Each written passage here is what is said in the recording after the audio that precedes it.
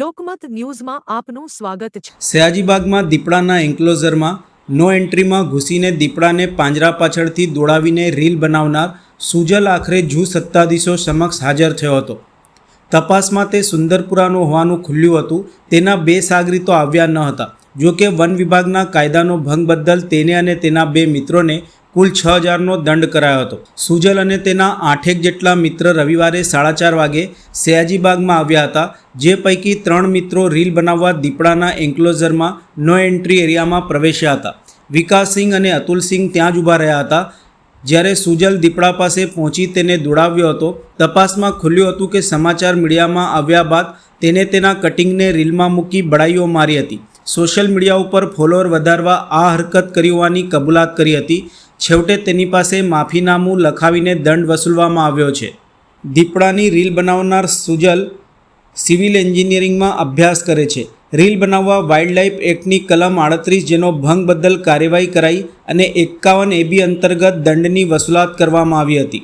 નમસ્કાર, હું જણાવવા માંગીશ કે તારીખ 14 મેના રોજ ઇન્સ્ટાગ્રામ પર વાયરલ થયેલ એક રીલ જ્યાં ઝૂ જોવા આવેલા કોઈ અમુક 3 છોકરાઓ જે દીપડાના પિંજરાની બાજુનો જે પ્રતિબંધિત વિસ્તાર છે, નો એન્ટ્રી વિસ્તાર છે, એમાં ગેટ કૂદીને જતા રહ્યા હતા અને તેઓએ એક રીલ બનાવી, દીપડાને નજીકથી રીલ બનાવી અને છેડતી કરવાનો જે વિડીયો બનાવ્યો હતો અને એ રીલ જે એમની ઇન્સ્ટાગ્રામ પર વાયરલ થઈ હતી, એ વાયરલ રીલના આધારે આપણે તાત્કાલિક એમની કાર્યવાહી શરૂ કરી અને વન્યજીવન અધિનિયમ હેઠળ તેમના પર પાકા પાયે ગુનો દાખલ કરવાની અમારી સંપૂર્ણ કાર્યવાહી આપણે હાથ ધરેલી હતી।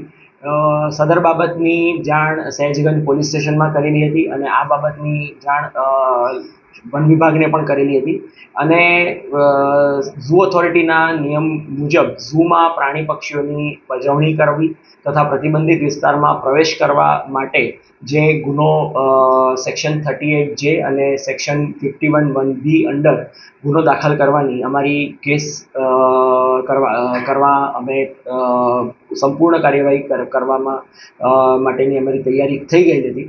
ત્યારબાદ આજરોજ સવારે અમને એક મેસેજ મળ્યો કે જેને રીલ બનાવનાર સુજલ પ્રસાદ જે મકરપુરા ખાતે રહે છે, વડોદરા મકરપુરા રહે છે, તેઓ ખુદ અમારી સમક્ષ રૂબરૂ હાજર થવાના છે।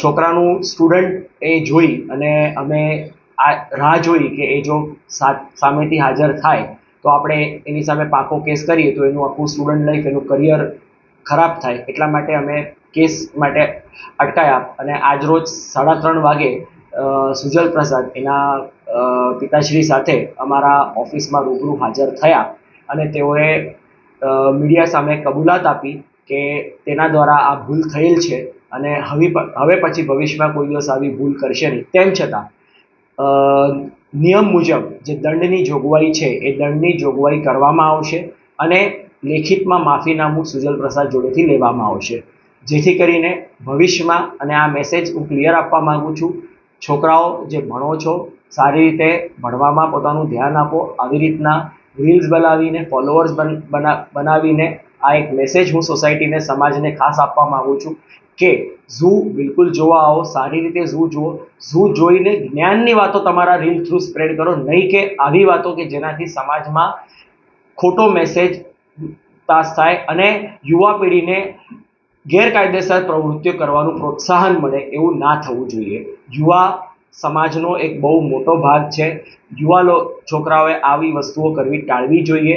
યુવા લોકોથી નાના બાળકો પ્રેરિત થાય છે। તમે સમાજનો માટે તમારે એક પ્રેરણા સ્વરૂપ બનવું જોઈએ। આવી પરિસ્થિતિમાં આવા વિડીયો બનાવી અને વાયરલ કરવા એ સદંતર અયોગ્ય અને ગેરકાયદેસર બાબત છે।